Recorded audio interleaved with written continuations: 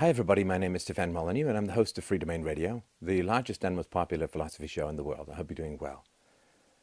So this is the truth about Abraham Lincoln. I've done a series of these recently on Martin Luther King, on Gandhi, on Marx and so on. And there is a purpose, there is a reason why I'm doing all of these. It is a tragedy how often our heroes are found to have feet of clay. But in my experience, having spent a lot of my life looking for heroes, looking for heroism is a great way of avoiding one's own capacity for heroism. And so I hope that this series is of use to you. I certainly know that it's been important to me throughout my intellectual development to come to a clear historical, moral, and empirical assessment of the people that our culture and our government calls heroes, also that our intellectuals call heroes. And I think it's worth examining this to some degree. This is not a history of the Civil War. This is not a history even of the Lincoln presidency. These are very specific and salient facts, shocking facts, doubtless, about Abraham Lincoln and his goals in life as far as can be ascertained. So we're going to start with his childhood. It's the child is the father of the man, as the poem says, and so it's well worth examining his childhood to see if we can understand how he came to be who he was as an adult and how that may have influenced his motives. So his paternal grandfather and his namesake, Abraham, originally had moved his family from Virginia to Kentucky, where tragically he was ambushed and killed by an Indian raid in 1786 as Abraham Lincoln's father, Thomas, looked on. So seeing your own father murdered by the Indians was probably fairly formative in Lincoln's father's life. He spent his, Thomas Lincoln, Abraham Lincoln's father, spent his childhood and teen years living with various relatives, and as an adult he worked for a time as a slave catcher. And given Abraham Lincoln's subsequent relationship with his father, this may not be entirely unimportant. He was not a brilliant man, but he had a kind of dogged persistence to him, and he actually accumulated two farms of a couple of hundred acres each before people found out that he hadn't filled out the proper paperwork, and therefore his farm was taken away from him after a legal battle, and he went out into the wilderness to start again. Thomas Lincoln, Abraham's father, was, even by the standards of the time, a brutal father. He was reported to have beaten Abraham repeatedly and mercilessly, and this was a pretty brutal. Abraham Lincoln grew up of course, in the log cabin with very little education, and a school opened up nearby, and his mother said, you know, you got to go to school, but it was so far away. It took between 2.5 and 3 hours to walk each way, and the school did not last very long. Later on, Abraham Lincoln pointed out that his education as a child had not exceeded 12 months the entire time. Sort of reminds me of Shakespeare, who went to school for 12 weeks a year and still managed to polish off a few decent iambic pentameter couplets. When Abraham Lincoln was 9, his mother died of milk sickness. This happens when a cow eats a poisonous plant. The poison then goes through the cow, and if some people who ingest the milk get sick and die, his mother died, I would assume, in significant pain and perhaps lingering. This was pretty horrendous. Now, when Abraham Lincoln's mother died, his father left Abraham and his sister Nancy. Abraham was 9 and his sister was 11, in the log cabin with some supplies, mostly dried berries that Nancy had picked. And he went to go and find a new wife. And this was just horrendous. The children had very little to eat after their father left, just some dried berries that I mentioned had been stored away by Nancy. A neighbor who stopped by reported that the children were filthy, half-starved, and that the house was in a terrible condition. And this abandonment by their father lasted for 6 months. And of course, the children didn't know it was going to be 6 months. They simply knew that their father had gone away. And imagine, I mean, this is really out in the wilderness. And you're frightened to go out. There are coyotes, there are bears, and wolves, and no neighbors for miles and miles around. No help of course, of any kind, and you don't know if your father is coming back. This went on for half a year.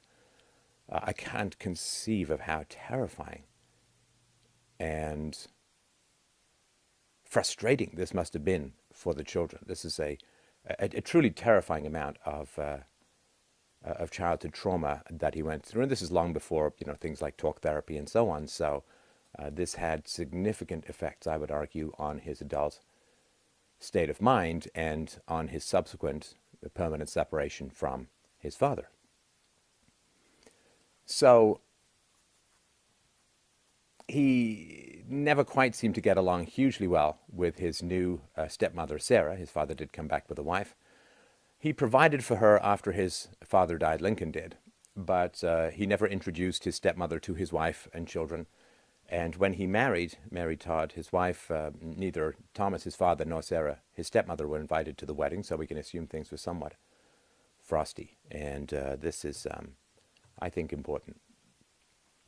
So he left home as a young man, and now he was farmed out by his father to go and work on other people's farms, and he had to remit all of his income that he got from working on other people's farms to his father, which was an accepted and legal practice at the time, but probably did not endear him to his father much, if at all. So he had very little to no contact with his father after Abraham left home. Sometimes he would send him small sums of money, but he never invited his father to visit him or his family. And in the winter of 1850 to 1851, Lincoln's father, Thomas, became seriously ill.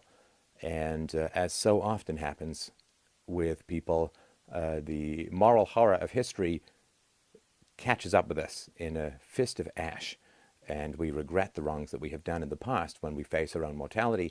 Thomas wrote many letters to Abraham Lincoln, but Abraham Lincoln did not answer them. And finally, he wrote to a third party in a January 12th, 1851 letter. He wrote, "Say to him, my father, that if we could meet now, it is doubtful whether it would not be more painful than pleasant, but that if it is to be his lot to go now, he will soon have a joyous meeting with many loved ones gone before." Now, Lincoln had some serious mental health issues, to put it as mildly as possible. This really translated into his marriage. There was a story by those who knew Lincoln and his wife Mary when they lived in Illinois. It says, the Lincolns were at home one night. Mary asked her husband to add logs to the fire. He was reading and didn't do what she asked, maybe didn't hear her fast enough. She reported became angry enough to toss a piece of firewood at him, smashing him in the face, which led to him appearing in public the next day with a bandage. So she had a temper, I suppose. And we will get to the politics and the war in a moment, but Mary's instability was fairly well known. The Lincolns had 4 children, only one of whom made it to adulthood, which was Robert Todd Lincoln. And to fast forward, hopefully not too disconcertingly, 10 years after Lincoln was assassinated, Robert was very upset with his mother for her embarrassing or eccentric behavior, so he arranged to have his mother put on trial and charged with being insane. So there was a very strange trial that happened in Chicago on May 19th, 1875, just a little after 10 years after her husband's murder. So she was surprised at her home in the morning by 2 detectives and was yanked off to court. She didn't have time to prepare any kind of defense for what was coming up. And following testimony about her behavior from various witnesses, the jury concluded, quote, Mary Lincoln is insane and is a fit person to be in a hospital for the insane. Now, of course, 19th century hospitals for the insane, not very great places to be. Now, I mean, to be fair, a few months afterwards, she was in for 3 months, and sometime afterwards she got the verdict overturned. But I think this tells you something about the dynamics within the family, that this is the lack of bond that Abraham Lincoln had with his father, translated, I would say, to the lack of bond that Robert Todd Lincoln had with his own mother, to the point where this kind of savage infighting was occurring. So the effects of these intense childhood terrors and privations did give I think, would argue had significant impact on Abraham Lincoln's mental state as an adult. He maintained suicidal thoughts. He had nervous breakdowns, was gripped in staggering levels of depression. A neighbor related that Lincoln told me that he felt like committing suicide often. Neighbors and friends were compelled to keep watch and ward over him. They were concerned that he was going to kill himself. When Lincoln's first love became ill and died in August of 1835, they actually had to keep knives and sharp implements away from him. Everybody was so concerned about his desperate state of mind. And he suffered a first bout of major depression, had another one in 1841, and people kept guns and knives away from him. According to one biographer, letters left by the president's friends referred to him as the most depressed person they've ever seen. In 1846, Lincoln wrote, and look, when you have a childhood that is so random, where your mother dies, your father abandons you for month after month to starve in the wilderness, you don't get a very strong sense of control over your own life. And in 1846, Lincoln wrote, what I understand is called the doctrine of necessity. That is, that the human mind is impelled to action or held in rest by some power over which the mind itself has no control. And this lack of sense of control, that the mind is moved by impulses. Of course, if you suffer from depression and suicidality, nervous breakdowns, which you don't understand because self-knowledge has not really been a major focus of Western philosophy. Aristotle, know thyself, Socrates, know thyself. But until the post-Freudian revolution of the late 19th century, really wasn't much of a focus in the Western world. So drilling into and dwelling in the past is a way of unraveling the Gordian knots. The future of unleashing one's potential into the future was not really well understood at the time. So let's turn a little bit towards a spotlight on some of the events leading up to and including the Civil War, so that we can get a sense more of what was going on and why the decisions were made, as best as we can unravel. Of course, the American Revolution was fundamentally a secessionist revolution. They seceded from the British Empire, and the Constitution was a pact between the sovereign states with which the ultimate power lay. And these states devolved to the central government its limited powers. Central government was supposed to be very limited. With this confederation of sovereign states, the founders intended to curb the overreach of a central government. And my argument has been that America was an experiment in the very smallest government known to man. It has now grown into the very largest government with the most devastating military and political power that the world has ever seen. And it did not take very long for the United States federal government to overreach the bounds of the Constitution and turn into what has now become just another desperate and predatory center of empire. I mean, if you think of George Washington riding down with his troops to collect the whiskey tax from the Pennsylvania farmers, you can get a sense of how little respect there has been for the necessary restraint of political power. Whether it's even possible is a question I've been asking myself for years. So, how did Lincoln become president? Obviously a very intelligent man, a very witty man, a good storyteller, and a great debater. But his political career really had him firmly in the hands, or I guess rather the pockets, to northern protectionists, especially the ones in Pennsylvania and New Jersey. So a northern protectionist is an industrialist who wants to shield his products from foreign or even domestic competition. So a protectionist is someone that want to build a tariff wall around their area of trade to keep foreign goods out or other goods out of the marketplace, which gives them the chance to raise their prices. So if you're a sweater manufacturer and the Chinese are sending sweaters over at $10 a sweater, and you can only manufacture yours for $12, then you want sort of a 50% tariff on the Chinese sweater so that they're $15, and therefore you can compete, rather than trying to figure out how to compete with them. In a free market scenario, you go to the government and ask for protection from foreign trade. So one of the triggers for the significant conflict between the North and the South that many people have argued was really the catalyst for the Civil War was something called the moral tariff.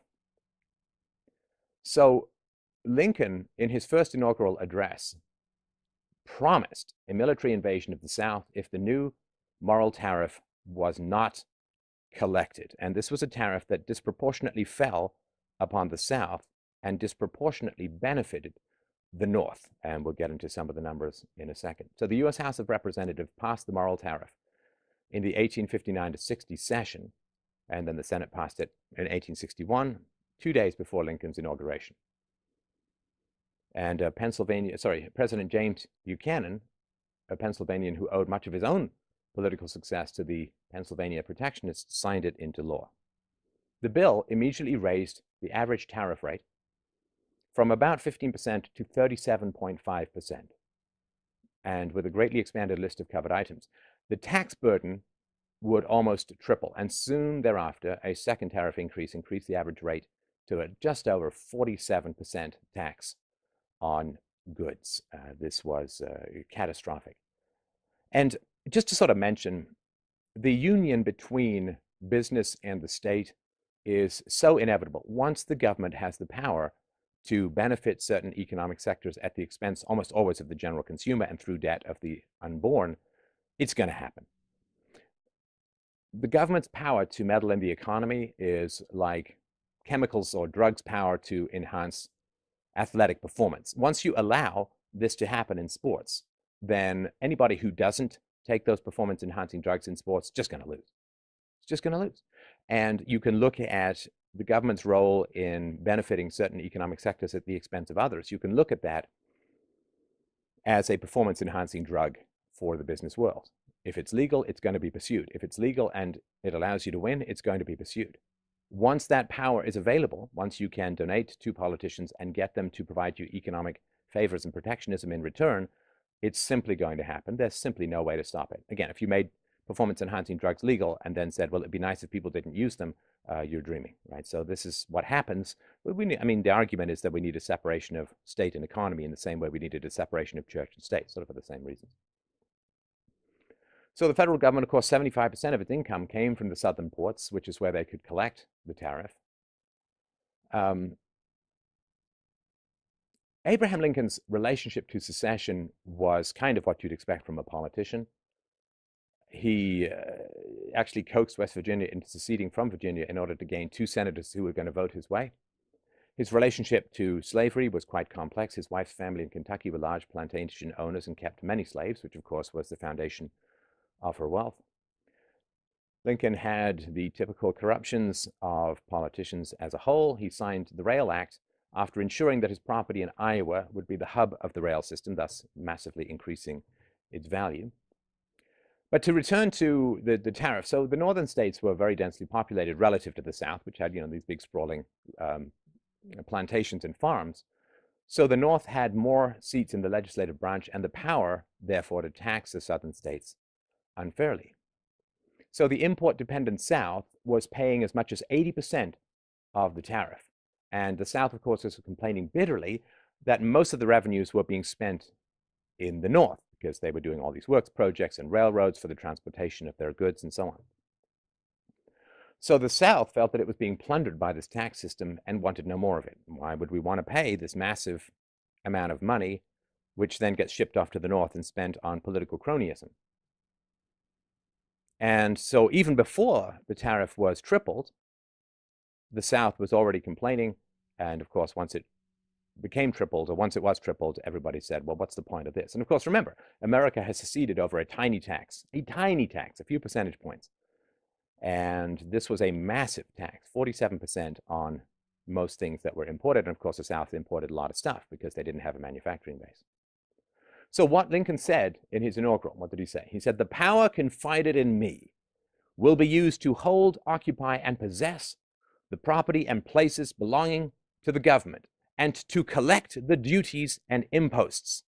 But beyond what may be necessary for these objects, there will be no invasion, no using force against or among the people anywhere. So basically saying, I'm going to invade and use force to collect this tax, this tariff. So, as mentioned, the South paid the bulk of the taxes. The North enjoyed the benefits of pork barrel spending. The North outnumbered the South in Congress and could actually pass whatever measures it wanted without a single Southern vote. So the North could unilaterally impose its will on the South without a single Southern vote. Lincoln himself was elected without a single Southern vote. So it's not like they felt any particular loyalty towards Lincoln. And given that there were still people alive who'd been alive during the Revolution, it was kind of hard to argue that you should never secede because taxes are being raised unjustly, which really was the foundation of the entire American experiment. And, well, we'll get to the Declaration of Proclamation in a moment. So to fast forward, and we'll get into more of the details of the war, but I just want to go to the end. So we're looking at sort of the events that led up to it. In 1866, slavery was ended with the 13th Amendment, but at the cost of 620,000 lives. And some people have argued that the cost of life goes actually north of 800,000. And hundreds of thousands more of those people were crippled for life. And the Civil War destroyed almost half of the entire wealth of America. Just astounding. These wars are so staggering in cost. I mean, the First World War, with 10 million dead, destroyed almost all of the economic gains of the Industrial Revolution, almost down to the penny. It's astonishing. And was it necessary? Well, as I argued in a recent video that I did, the truth about slavery, I mean, dozens of other countries, Argentina, Colombia, Chile, all of Central America, Mexico, Bolivia, Uruguay, the French and Danish colonies, Ecuador, Peru, Venezuela, they all ended slavery peacefully during the first 60 years of the 19th century. Why not the United States? Well, if the war was not about slavery, then that would explain why not. If you really wanted to end slavery in America, you could have had the federal government pay the slave owners. That's what happened in England and throughout the empire. You would pay the slave owners for their slaves and set them free. Certainly would have been a lot cheaper than the war. So what was the North's attitude towards race? Well, many northern states adopted laws like Indiana's, which prohibited blacks and mulattoes from entering the state. They did not recognize contracts with blacks. They fined employees who encouraged black employees to enter the state. They prohibited blacks from voting or marrying white persons, which was punishable by imprisonment, or testifying in court against white persons. So you could accuse a black and he would not even, or she would not even be allowed his or her day in court. Illinois, the land of Lincoln, prohibited the immigration of black persons into the state. And Lincoln, in his long career, never expressed any opposition to this and even supported a state program to colonize or deport free blacks out of Illinois. So his solution was to ship the blacks off country. There is a strong argument, whether it's conclusive, I will leave to your judgment. There is a strong argument that slavery was actually more secure in the Union than out of it. In other words, if the South had seceded, slavery would have ended very quickly. And both Confederate Vice President Alexander Stephens and the preeminent abolitionist William Lloyd Garrison believed this, believed that slavery was, quote, more secure in the Union than out of it.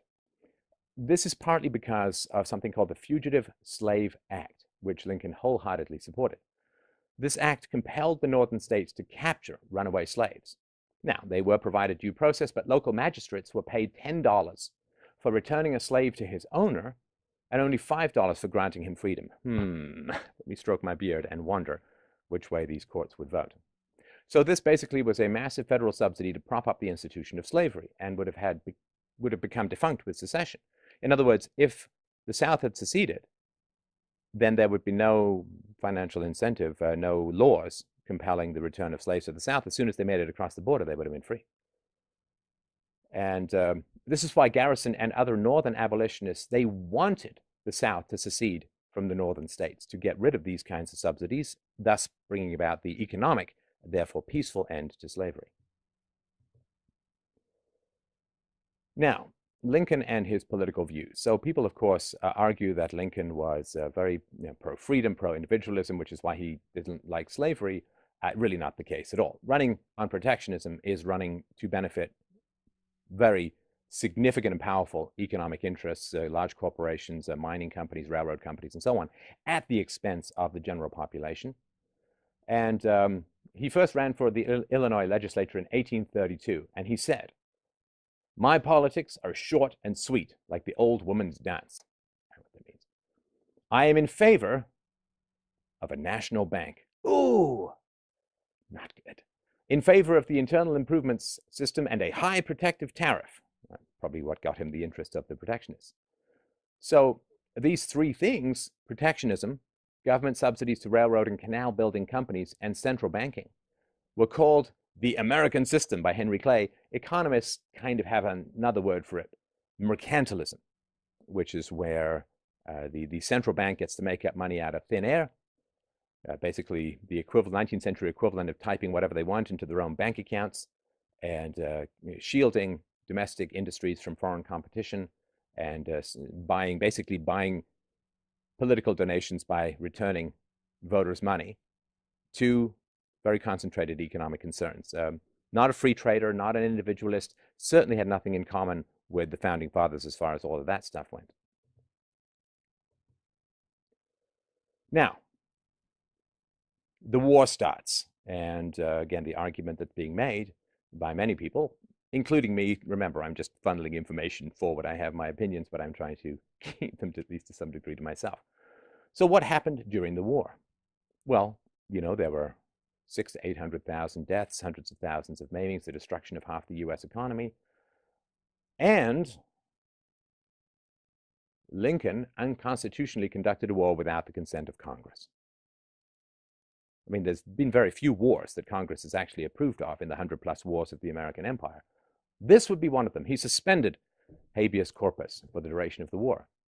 He conscripted railroads and censored telegraph lines, I guess a very early NSA. He, that is Lincoln, imprisoned without trial some 30,000 Northern citizens for merely voicing opposition to the war. At least that's the cover story. Of course, if you don't give them a trial, you don't know if they're innocent or guilty of voicing opposition to the war. But he imprisoned without trial 30,000 Northern citizens, of course, in a much smaller population than America has today. Lincoln deported a member of Congress, Clement L. Vallandigham of Ohio, for opposing Lincoln's income tax proposal at a Democratic Party political rally. Had the man deported. Lincoln closed down hundreds of Northern newspapers and imprisoned their editors for questioning his war policies. Really shocking stuff. I mean, this is pure fascism, naked blade state power. He ordered federal troops to intimidate voters into voting Republican and intentionally waged war against civilians. And even by the rules of war at the time, this was not even remotely good. According to Mark Neely, author of Fate and Liberty, there were more than 13,000 arrests of Northern civilians after Lincoln had unconstitutionally suspended the writ of habeas corpus, including dozens, if not hundreds, of newspaper editors and owners who were critical of the Lincoln administration. Neely gives an account in his book of how Lincoln's military became quite proficient at torturing Northern civilians who'd been arbitrarily arrested without a warrant. On page 110 of Fate and Liberty, he writes, quote, "Handcuffs and hanging by the wrists were rare, but in that summer of 1863, the Army had developed a water torture that came to be used routinely." Upon learning of the use of torture, not one member of the Lincoln administration, including Lincoln himself, expressed any personal outrage or personal feeling at all over it, including Lincoln's Secretary of State, William Seward.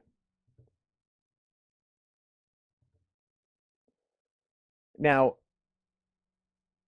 habeas corpus may be suspended in times of emergency, but the Constitution is silent on who may suspend the writ. Sort of an important thing to try and figure out. Lincoln simply took that power on himself without constitutional authority. He imprisoned members of the Maryland legislature who opposed his war in the South. He used military tribunals to try civilians for disloyalty, even in the North, where the civil courts were open and functioning. The reason, of course, was that a guilty verdict was assured. Enemies of the war were then effectively silenced. The Supreme Court ultimately ruled that this use of military tribunals was unconstitutional, and yet Lincoln did it. Justice Lincoln threatened to imprison the Chief Justice of the Supreme Court for disagreeing with him on the legality of secession. So imagine this. George W. Bush imprisoned the California legislature until they ceased their opposition to a free market in electricity. George W. Bush would have shut down the Wall Street Journal and locked up its editors because the journal has at times been critical of Bush. This is pretty shocking stuff, even by the standards of the time. So he did, of course, impose the protectionist tariffs. The second part of the mercantilist platform, centralized banking, was achieved with the National Currency Act of 1863 and 1864. And of course, when the government gets the power to create its own currency, there's a virtual explosion of government subsidies to railroads and other businesses that bankrolled the Republican Party. The inevitable consequence was the notorious corruption of the Grant administration.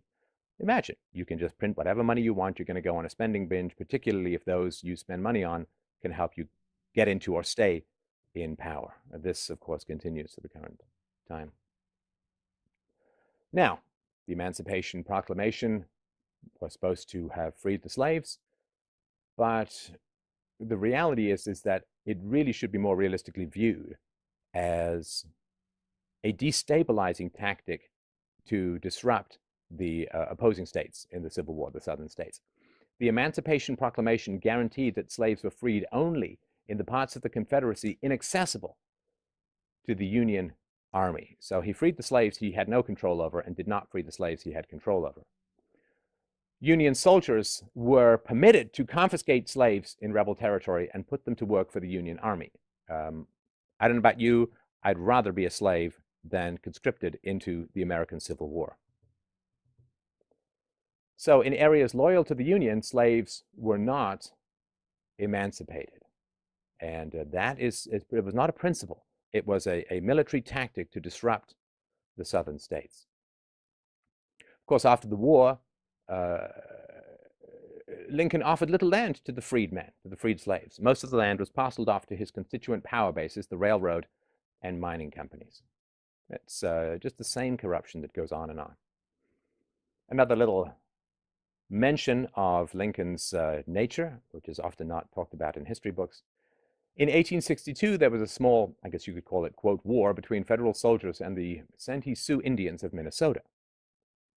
At the end of the hostilities, over 300 Indians who were just around, not necessarily part of the fighting, were arrested. They were imprisoned, and they were scheduled to be executed after military, quote, trials that lasted about 10 minutes each.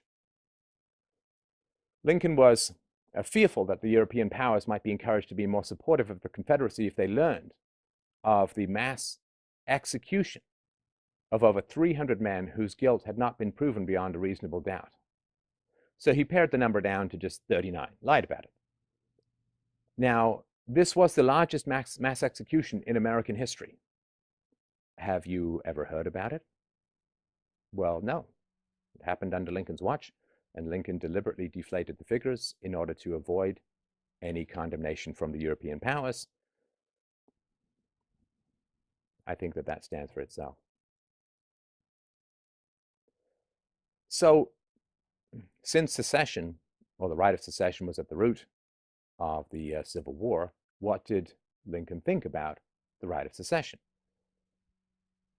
So, this is what he said, which was pro-Declaration of Independence. He said, the expression of that principle, political freedom, in our Declaration of Independence was most happy and fortunate. Without this, as well as with it, we could have declared our independence of Great Britain, but without it, we could not, I think, have secured our free government and consequent prosperity.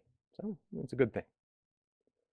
Once he gets into power, it's a little bit different. In 1864, he issued the following order. You will take possession by military force of the printing establishments of the New York World and Journal of Commerce, and prohibit any further publication thereof. You are therefore commanded forthwith to arrest and imprison the editors, proprietors, and publishers of the aforementioned newspapers. So, free government, independence, liberty from the arbitrary power of the state? No. He said, arrest and imprison. Not try, not charge, arrest and imprison. This is pure fascism. Lincoln's belief in the Union went against the Declaration's view about when people have the right to dissolve their government. In January 1848, he said, any people, anywhere, being inclined and having the power, have the right to rise up and shake off the existing government and form a new one that suits them better. Well, unless they're in the South and aren't paying the kind of tariffs that the North can use to buy off special interest groups in the economy in return for their support of political power. So again, I mean, this is just what people say. What they actually do is very, very different, particularly in politics. In Lincoln's 1860 inaugural address, he said, "I have no purpose, directly or indirectly, to interfere with the institution of slavery in the states where it exists. I believe I have no lawful right to do so, and I have no inclination to do so." 1860. 2 years later, President Lincoln wrote, "My paramount objective in this struggle is to save the Union, and it is not either to save or to destroy slavery. If I could save the Union without freeing any slave, I would do it. And if I could save it by freeing some and leaving others alone, I would also do that. What I do about slavery and the colored race, I do because I believe it helps to save the Union." That was what he wrote in a letter. In 1858, Lincoln had written, "I am not, nor have ever been, in favor of bringing about in any way the social and political equality of the white and black races. I am not, nor have ever been, in favor of making voters or jurors of Negroes, nor of qualifying them to hold office, nor to intermarry with white people. There is a physical difference between the white and black races, which I believe will forever forbid the two races living together on terms of social and political equality."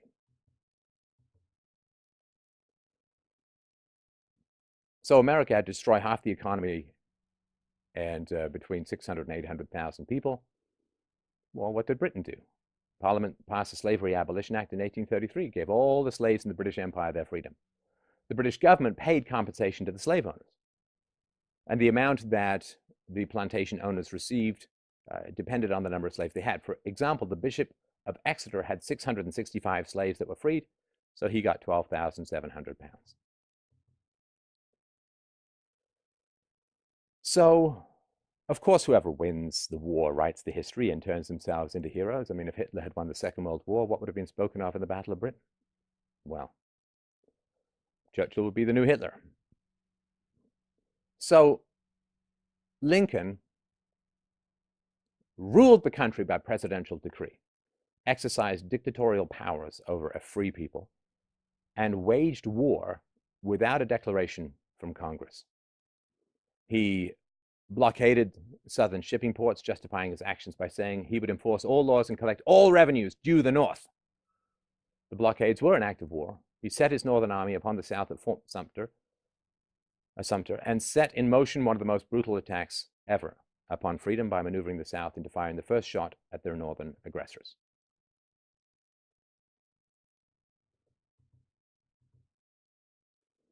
Lincoln signed more than 10 tariff-raising bills throughout his administration.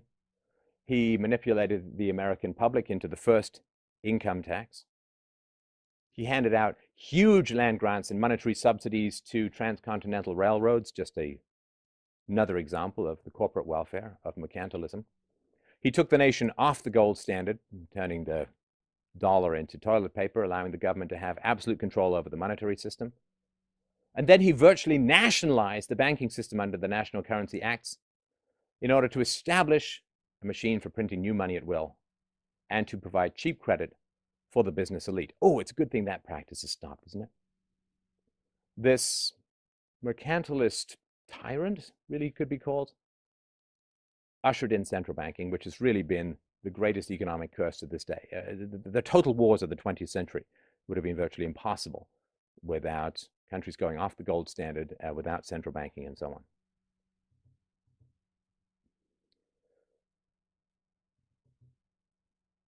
By way of conscription, he assembled a vast army at presidential decree, an act of flagrant misconduct, which drafted individuals into slavery to the federal government. How on earth do you oppose slavery using the draft?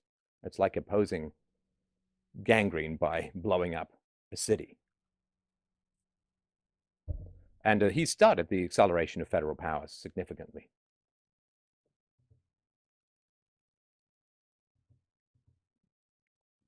Northern newspapers ran editorials calling for the death of every man, woman, and child in the South and the colonization of a then empty southern states by Northerners. And as mentioned before, he wanted the slaves deported back to Africa and thought that the white race was superior and the blacks and whites could not live together at all peacefully. As an attorney, prior to becoming president, as an attorney, Lincoln represented two masters in seeking the return of their runaway slaves. So Lincoln actually sent runaway slaves back to their masters. Is that the story of Abraham Lincoln that you've heard in government-run schools?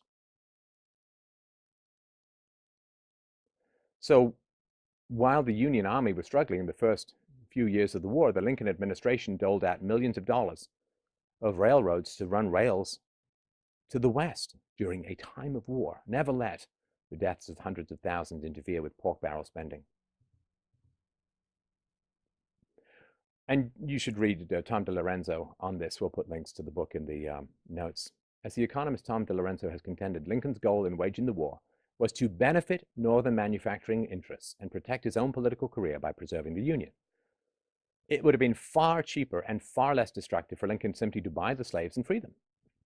I mean, of all the nations that abolished slavery in the 1800s, only two required a civil war: America and Haiti. Absolutely unnecessary. Of course, it must be remembered that Lincoln did not free any slaves. The Emancipation Proclamation did not apply to the border states that Lincoln needed to keep in the Union, Maryland and Kentucky, for example. Slave labor was used to build the U.S. Capitol building while the war went on. These are just matters of fact. And of course, there was nothing new about the South wanting to secede. This had come up many times before. At the Hartford Convention in 1814, several northern states, among them Massachusetts, vowed to secede because of their opposition to the War of 1812. 48 years later, Massachusetts would not allow the South to secede. They wanted to secede, and then the South was not allowed to do so. This obsession with the Union is a bit confusing. What does it matter if a Union disintegrates? What does it matter if the South secedes? Since the North wasn't ending slavery anyway, and I'm sure the slaves would rather not die by being drafted involuntarily into the army. I mean, let's say that the European Union fragments tomorrow. Is that worth waging war that killed millions of Europeans over? Of course not. I mean, the very formation of the European Union represented a change in the relationships between the member states. Is that worth waging a war over? No. Political configurations come and go all the time. 9 out of 10 of the people of the North were opposed to forcing South Carolina to remain in the Union, which is why you had to have a draft. They didn't care if the South seceded, not to the point where they're willing to go and die for that. I mean, this is literally forcing people into human shredding machines at bayonet point, and it's of course referred to as some sort of heroism. As of 1857, writes Roy Bassler, the editor of Lincoln's collected works, Lincoln had rarely ever mentioned the issue of slavery. And even then, quote, when he spoke of respecting the Negro as a human being, his words lacked effectiveness. What did preoccupy Lincoln's mind throughout his 28-year political career prior to becoming president was the political agenda of the Whig Party and of the man he revered most in life, the Kentucky slave owner Henry Clay, whom Lincoln eulogized in 1852 as, quote, the great parent of Whig principles and, quote, the fount from which my own political views flowed. His great hero was a Kentucky slave owner. So it is important to understand that the great moral crusades of history are usually the icing thrown over the dead bodies of economic self-interest. Human beings rarely fight for principles. They fight because they're forced to go fight or die, or be imprisoned in a place where you'll catch typhus and die.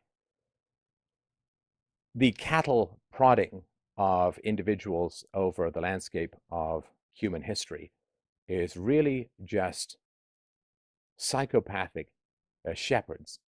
It's cockfighting. It really is all it is, with the intent, of course, of making massive amounts of fake money, massive amounts of blood money through taxation. This is the history of the species.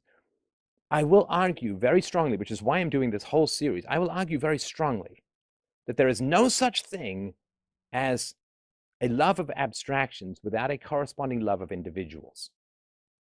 There's no love of mankind and hatred of the most of the people in it. When we look to someone who proclaims himself as a moral savior, we look to that person's personal relationships first and foremost. The fact that the man defended slaves is significant. The fact that he was an unrepentant racist is significant. The fact that he funneled money desperately needed for a war to his political, economic cronies and friends is significant. The fact that his family life was a complete disaster, that his wife was abusive, and his son attempted to get his wife 10 years after his death and succeeded in getting her thrown into an asylum, which was pure torture at the time, is significant. We cannot continue to live in the cloud fog of bloody and victorious propaganda. We look at the people, we look at the facts, we understand the economic drivers between the mass slaughters of mankind. And then we will no longer respond to the trumpet calls of war, because we know they are merely the funeral dirges of our future hopes. Thank you.